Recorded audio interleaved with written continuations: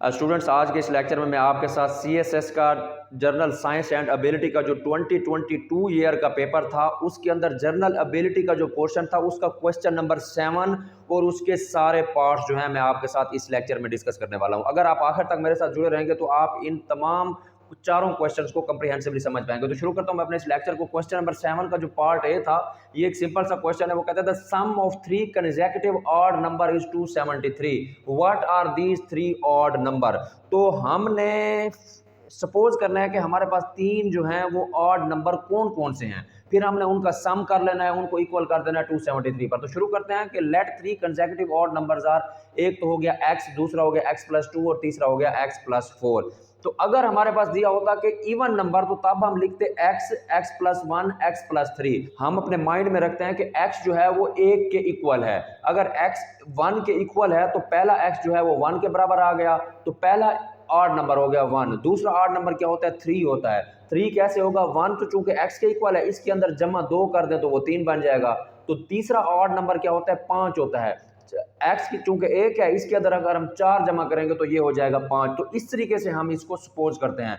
अब हम इन तीनों कंसेक्यूटिव ऑड नंबर्स को सम करें, यानी उसने कहा हुआ है कि the sum of 3 consecutive odd number, इन तीनों कंसेक्यूटिव ऑड नंबर का जो सम है उसने कहा हुआ है कि वो है 273 के बराबर। तो इसको हम सॉल्व करेंगे। x का जो आंसर आएगा वो आएगा 89, x की जो वैल्यू आएगी। तो उसमें उसने कहा है कि what are these 3 odd number. तो ये जो ऑड नंबर हैं 3, उसको हम कैसे फाइंड आउट करेंगे? पहला ऑड नंबर क्या है? x, तो x बराबर है 89। तो पहला ऑड नंबर क्या हो गया? 89। तो दूसरा ऑड नंबर क्या है? x+2। तो हमने x+2 लिख दिया। तो x चूंकि 89 है, इसमें 2 प्लस करेंगे 91। सेकंड ऑड नंबर हो गया 91। तो थर्ड ऑड नंबर क्या था? वो था x+4। तो हम x+4 लिख देंगे। x की जगह पे 89 लिख देंगे और आगे इसमें 4 प्लस कर देंगे 93। तो ये हमारे पास 3 कंसेक्यूटिव ऑड नंबर्स की वैल्यू आ जाएगी 89, 91 और 93। अब मैं इसका दूसरा पार्ट आपके साथ डिस्कस करूंगा। तो स्टूडेंट, दूसरा इसका जो पार्ट है ना, वो है कि complete the missing number in the following series. ये नंबर सीरीज या लेटर सीरीज वाले क्वेश्चंस हैं, उनमें से आया है। तो इस पार्ट के जो हैं वो 5 फर्दर पार्ट्स होंगे। तो इसकी जो स्टेटमेंट है वो है 4, 16, 36, 64, क्वेश्चन मार्क 144। तो ये एक सीक्वेंस दिया हुआ है, इसके अंदर एक नंबर मिसिंग है, हमने ये एक नंबर फाइंड आउट करना है। तो हम पहले इसको खुला करके लिख देते हैं। 4 लिख देते हैं, 16, 36, 64 डैश और 144। अब हम अपने माइंड में सोचते हैं कि ये 4 और 16 और 36 कैसे आया है। कोई एक ऐसा सीक्वेंस होगा जिसको हम यूज करेंगे और हम ये सारे नंबर्स फाइंड करते जाएंगे।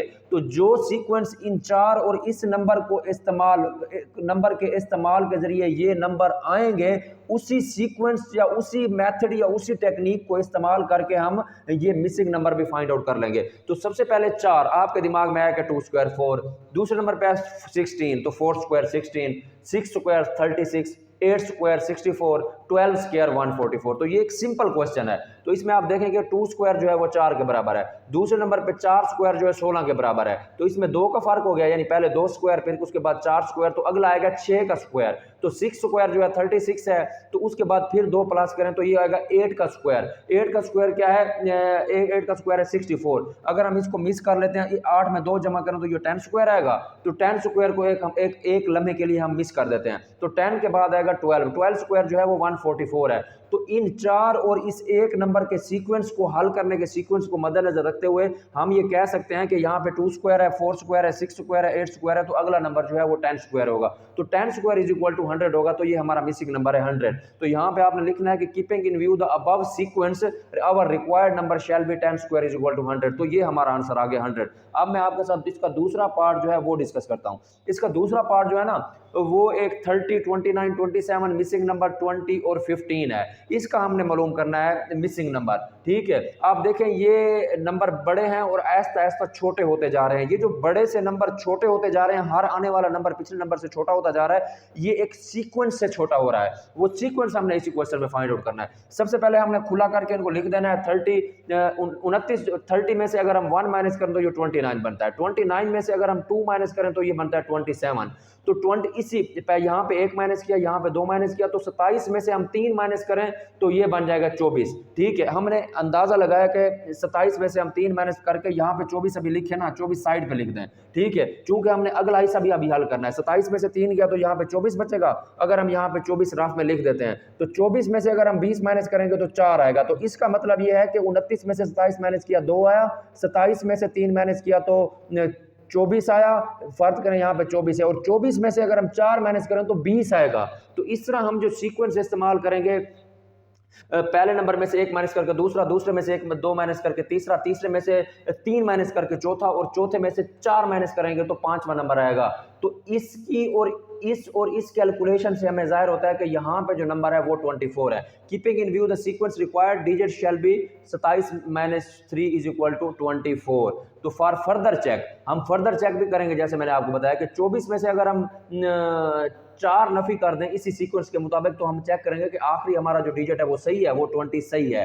20 this is the next digit, so our finding is correct and required number is 24। अब मैं इसका तीसरा पार्ट जो है वो आपके साथ डिस्कस करता हूँ। तीसरा पार्ट जो है वो ये बताया हुआ है इन्होंने कि 1 है, 7 है, 15, 25 डैश और 51। तो इन सारे नंबर्स को इस तरह खुला लिख देना है आपने, 1, 7, 15, 25 डैश और 51। अब आपने चेक करना है कि इनका सीक्वेंस जो है वो किस तरह है। ये नंबर है छोटे से बड़े की तरफ जा रहे हैं आगे।